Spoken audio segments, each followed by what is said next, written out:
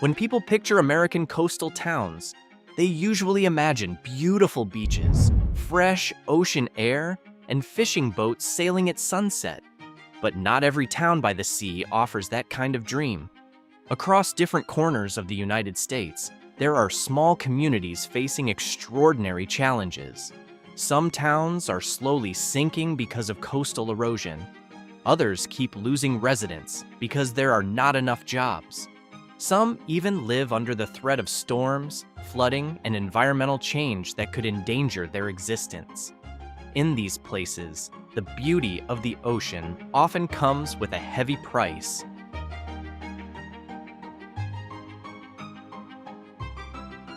Located on a narrow barrier island along the Chukchi Sea, Kivalina may have stunning Arctic scenery, but daily life here is far from easy. For years, coastal erosion and Arctic storms have continued eating away at the land where residents live. The loss of sea ice that once protected the shoreline has made flooding and storm surge threats more serious every year. Isolation is also a major challenge. Kivalina is not connected to Alaska's road system, so almost all goods must be delivered by plane or seasonal boat. As a result, the cost of living is extremely high, and job options are very limited. Most employment comes from the school, local government, or traditional subsistence activities. What makes the situation even more unique is that Kivalina has long become a national symbol in the climate change debate because of relocation plans considered to protect the community's future.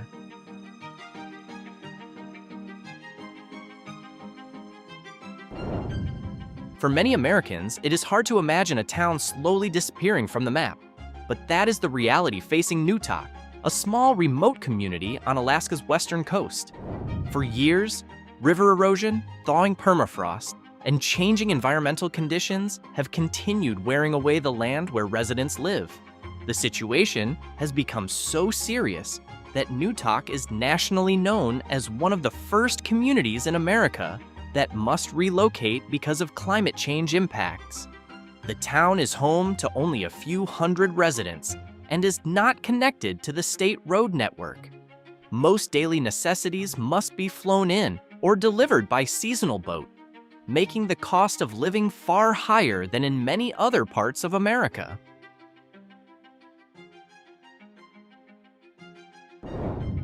On the map, Cameron looks like a quiet, small coastal town in southwestern Louisiana. With a population now only in the hundreds, Cameron has been hit repeatedly by major storms, including Hurricane Rita and Hurricane Laura, which caused severe damage to homes, businesses, and local infrastructure. Although the energy and fishing industries still provide some jobs, economic opportunities in Cameron remain limited compared with many other coastal communities. The near-constant threat of tropical storms makes insurance costs high and adds uncertainty for residents who want to build a long-term future there. In addition, coastal Louisiana continues to lose land because of erosion and land subsidence, increasing the risk for communities like Cameron.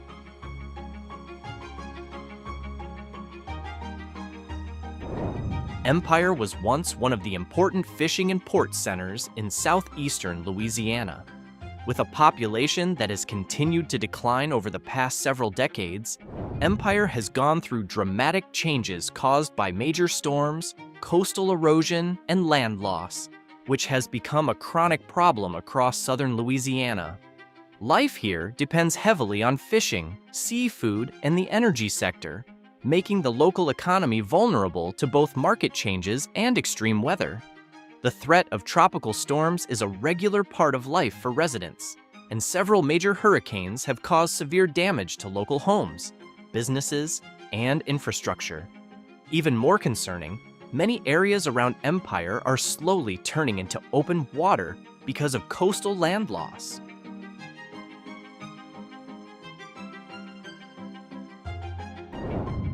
Nicknamed the End of the World, Venice is one of the most remote communities in Louisiana that can still be reached by road. Located at the end of the Mississippi Delta, this small town has a very small population and is surrounded by marshes, canals, and the waters of the Gulf of Mexico. For anglers, Venice is known as one of the best fishing spots in America. But for permanent residents, life here is not always as attractive as the scenery. The local economy depends heavily on fishing, the energy sector, and port activity, all of which are vulnerable to market shifts and extreme weather. Over the past several decades, Venice has been hit repeatedly by major hurricanes, including Hurricane Katrina in 2005, which caused massive damage across the Delta region. Beyond storm threats, this community also faces ongoing coastal land loss caused by erosion and land subsidence.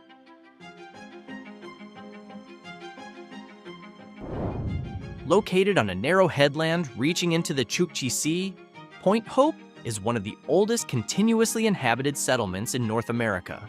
With a population of fewer than 700 people, Point Hope sits far from Alaska's economic centers and is not connected to the state highway system.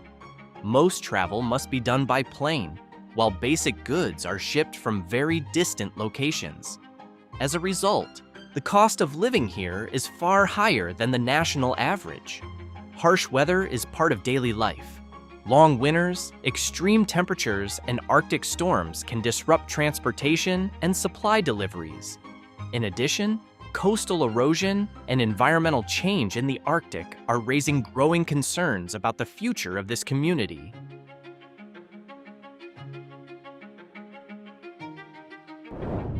At first glance, Crescent City looks like the perfect California coastal town. But behind that beauty, Crescent City faces several challenges that make it one of the hardest small ocean towns to live in on America's West Coast. With a population of around 5,900 people, the city sits in the far northern corner of California. This isolation limits job opportunities and causes many young residents to move to larger cities. Median household income is below the California average, while the poverty rate remains relatively high compared with many other coastal communities. Crescent City also has an unusual reputation. The city is considered one of the most tsunami-vulnerable communities in the United States. Since the 20th century, several major tsunamis from across the Pacific have caused damage in its harbor area.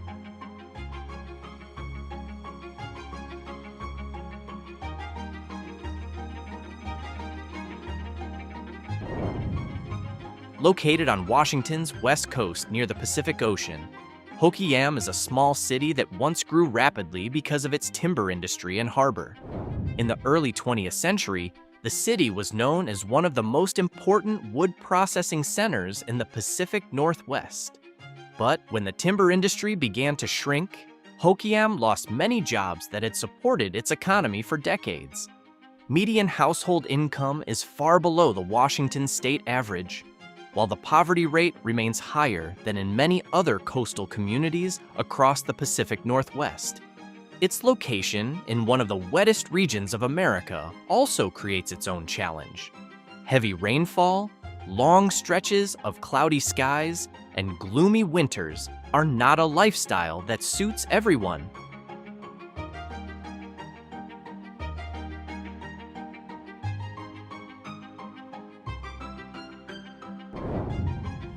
Located along Florida's Forgotten Coast, Eastpoint is a small coastal community that once grew because of the oyster industry in Apalachicola Bay. For generations, the waters around this town produced many of Florida's famous oysters and served as the main livelihood for many local families.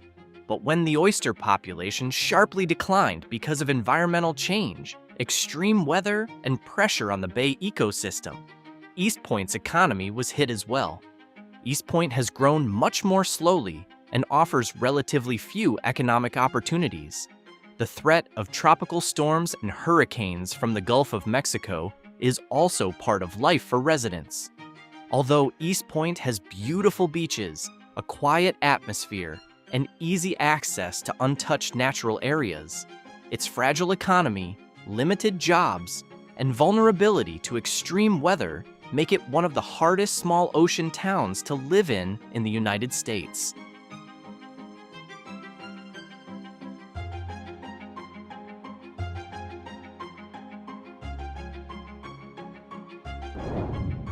Nicknamed the seafood capital of Alabama, this community has long been a center for shrimping, crabbing, and seafood processing. The town even became widely known after being mentioned in the famous film Forrest Gump. But behind that reputation, Bayou La Batre faces many challenges that make life here far from easy. With a population of around 2,000 people, the town's economy depends heavily on the fishing industry, which is vulnerable to market price changes, import competition, bad weather, and natural disasters. Over the past several decades, major storms like Hurricane Katrina have caused severe damage to local docks, boats, and infrastructure. Median household income is below the national average, while job opportunities outside the seafood sector are relatively limited.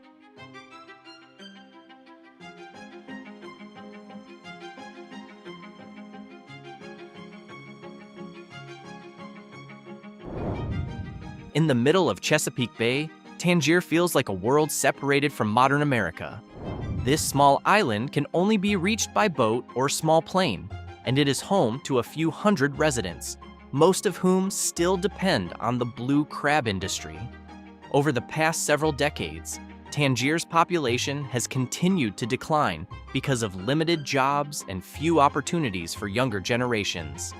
Many people who grow up on the island eventually move to the mainland for better education and work.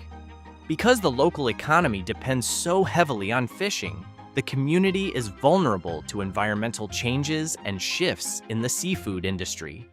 Some studies have even warned that much of the island could face serious challenges in the coming decades without major protection efforts.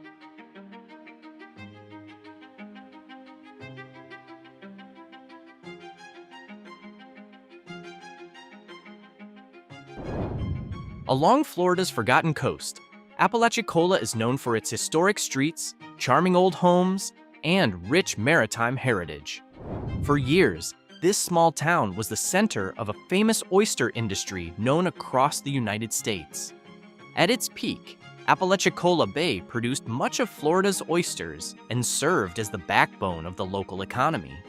But when the oyster population sharply declined over the last decade, the town felt the impact. Like many communities along the Gulf of Mexico, Apalachicola also faces the threat of tropical storms, coastal flooding, and environmental changes that affect the surrounding marine ecosystem.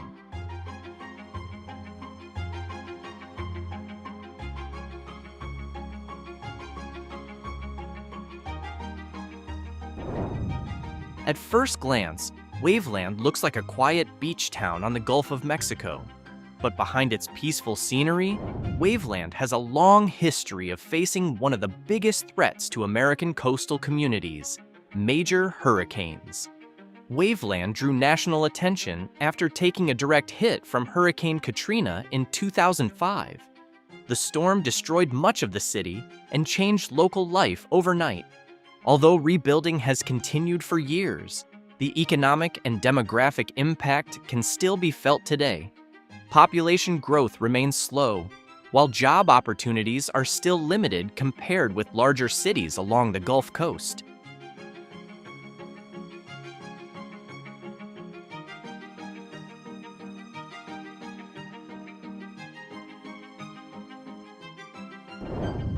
Located along Florida's forgotten coast, Carrabelle is a small coastal town with quiet marinas, untouched beaches, and an atmosphere far removed from Florida's crowded major tourist destinations.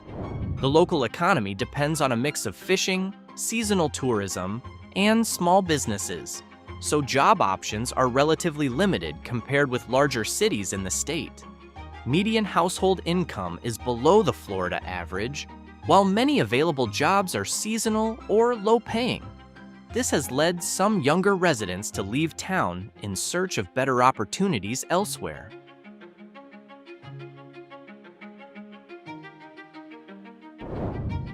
being last on this list does not mean Port O'Connor is a bad place to visit. Unlike more developed coastal towns in Texas, Port O'Connor has a very small economy that depends on fishing, tourism, and seasonal vacation homeowners. Steady job options are fairly limited, especially for those seeking professional careers or high-growth industries. Many residents have to travel to other towns for better access to jobs, healthcare, and other basic needs. Its location directly in the Gulf of Mexico's hurricane corridor also brings serious risk. Major storms like Hurricane Harvey caused damage in the surrounding region and reminded residents how vulnerable small coastal communities can be to extreme weather.